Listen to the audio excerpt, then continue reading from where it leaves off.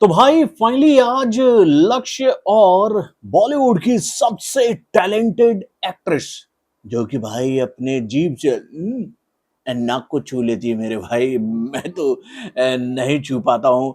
और ये जो नाक से जीभ को नहीं, सॉरी, जीभ से नाक को छूने का जो टैलेंट है ना मेरे भाई, वो केवल और केवल बॉलीवुड के आखिरी रास्ता बोले तो भैया अपने पास्ता चंकी पांडे की सुपुत्री है मेरे भाई।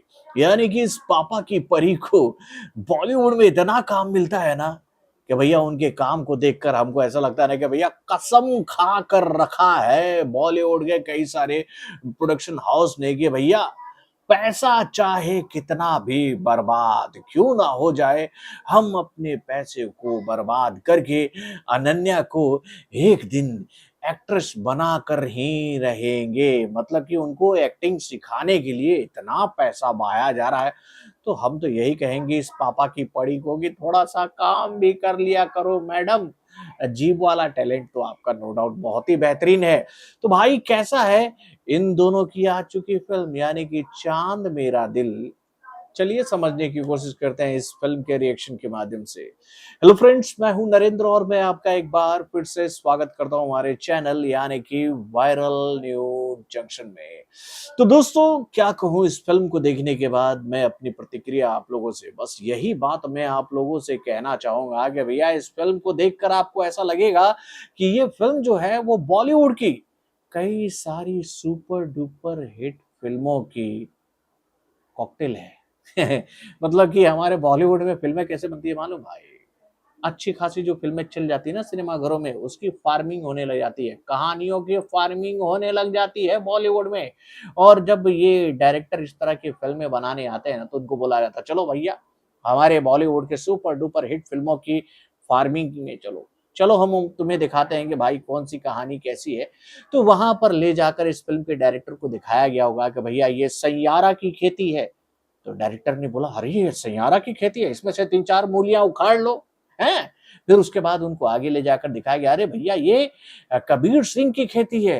ओहो हो, ये कबीर सिंह की है, इसमें से 1-2 किलो आलू निकाल लो। अरे भाई ये थप्पड़ की भी खेती है। अच्छा अच्छा, थप्पड़ की है तो भाई इसमें से भी कुछ कांदा वांदा निकाल लो।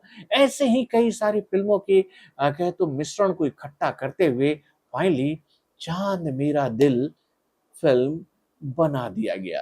और भाई इस फिल्म को देखने के बाद आप भी ये फील करोगे कि भैया इन सभी फिल्मों को टच करता हुआ इस फिल्म का जो कहानी है वो आगे बढ़ रहा था। लेकिन इस फिल्म की कहानी को लेकर मैं आप लोगों से ये बात कह सकता हूं कि भैया वाकई में इस फिल्म की कहानी को सोचा तो अच्छा था इस फिल्म के डायरेक्टर ने, लेकिन भैया वो भी कहीं ना कहीं जब इस फिल्म को बनाने गया होगा ना तो उसको मेकरों ने ये बात कहा होगा कि भाई लव स्टोरी बनाने जा रहे हो तो देखो पिछले साल ये सारी फिल्में जो हैं बहुत ही जबरदस्त बिजनेस कर चुकी हैं, तो इन फिल्मों का भी थोड़ा थोड़ा टच इस फिल्म में दे दो ताकि पब्लिक को वही वाला इमोशन मिले। और भाई वही वाला इमोशन कहते दिया टच दिलवाने के लिए ही इनसे इतना टच करवा दिया गया कि भाई फिल्म कभी कुछ कभी कुछ कभी कुछ होती जा रही थी। लेकिन उसके बावजूद भी मैं फिल्म की कहानी को लेकर आप लोगों से ये बात कहूंगा कि आप जब इस फिल्म की कहानी को देखोगे तो आप ये बात बोलोगे कि भाई ये तो महिलाओं के आत्मसम्मान के ऊपर बनी हुई फिल्म है मेरे भाई।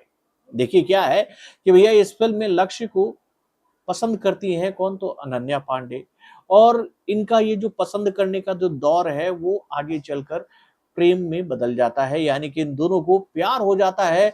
और जब इनका है तो भैया प्यार का गाड़ी जो है वो आगे अच्छा ही स्मूथली चल रहा था कि अचानक ही इनकी प्यार की गाड़ी जो है वो एक गड्ढे में जर्क खाती है और वहां पर इन दोनों के बीच में एक ऐसा माहौल बन जाता है कि अनन्या पांडे अलग हो जाती हैं लक्ष्य से और वो अलग डायरेक्शन में चली जाती हैं, यानी कि लक्ष्य को भूलकर वो अपना अलग लक्ष्य बना लेती हैं और वो उस बहाव में बहती हुई नई दुनिया में चली जाती हैं।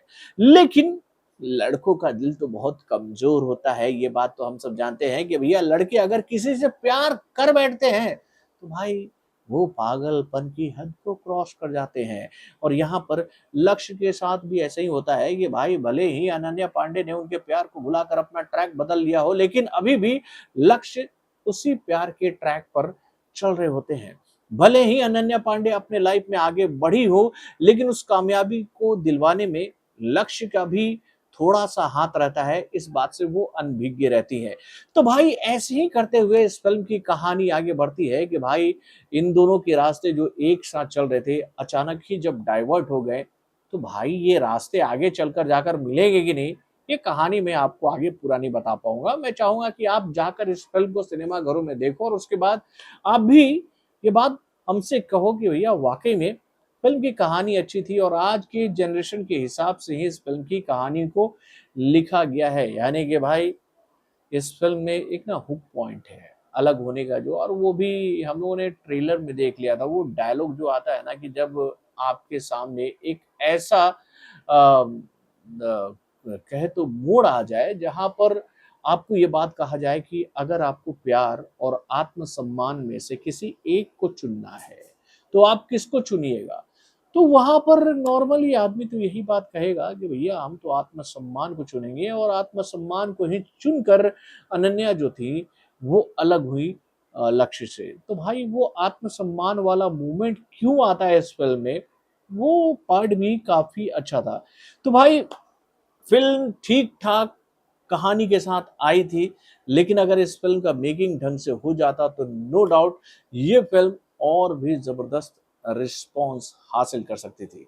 इस फ़िल्म में नज़र आ रहे कलाकारों के काम की अगर हम बात करें, ख़ास तौर पर इस फ़िल्म के लीड कलाकारों की, तो भाई लक्ष्य ने अपना काम बखूबी निभाया। यार इस बंदे से मैं ये बात कहूँगा कि भैया देखो, काम पाने के लिए आप ऐसे भी कर्म मत कर लो कि भैया किसी दूसरे की गलती से आपके ऊपर भी सवाल उठने लग जाए कि भैया क्यों आपने इसके साथ काम करना एक्सेप्ट कर लिया। यानी कि भाई अनन्या पांडे ने इस फ़िल्म में भी ये तो कोई कोर कसर नहीं छोड़ा भाई अपनी ओवर एक्टिंग को दिखाने से।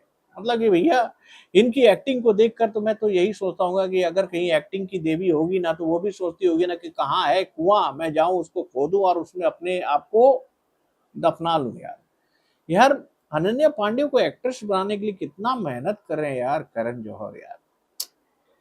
फ़िल्म ठीक-ठाक थी, लेकिन यार फ़िल्म के इन लोगों ने सत्यानाश कर दिया है। लेकिन मैं आपसे ये बात कह सकता हूँ कि वन टाइम वॉचिंग मूवी है ये। जब आप इस फ़िल्म को देखोगे तो नो डाउट ये फ़िल्म आपको अच्छी लग सकती है। बात बाकी आपके विचार के ऊपर कि आप इस फ़िल्म को देखने जाओगे कि नहीं। तो अगर आप मुझसे ये सवाल पूछोगे कि मैं इस फ़िल्म को कितना स्टार दूँगा, तो भाई इस फ़िल्म की कहानी के लिए और इस फ़िल्म के मुख्य कलाकार यानी कि भैया लक्ष्य की बेहतरीन एक्टिंग के लिए मैं इस फ़िल्म को देना चाहूँगा 2.5 स्टार। उससे ज़्यादा ये फ़िल्म डिज़र्व नहीं करती है। तो बॉलीवुड से जुड़े और भी कई सारे खबरों को जानने के लिए हमारे चैनल यानी कि वायरल न्यूज़ जंक्शन को लाइक और सब्सक्राइब करना ना भूलिएगा, और हमारे अपडेट्स को जानने के लिए बेल आइकन को ज़रूर दबाइएगा।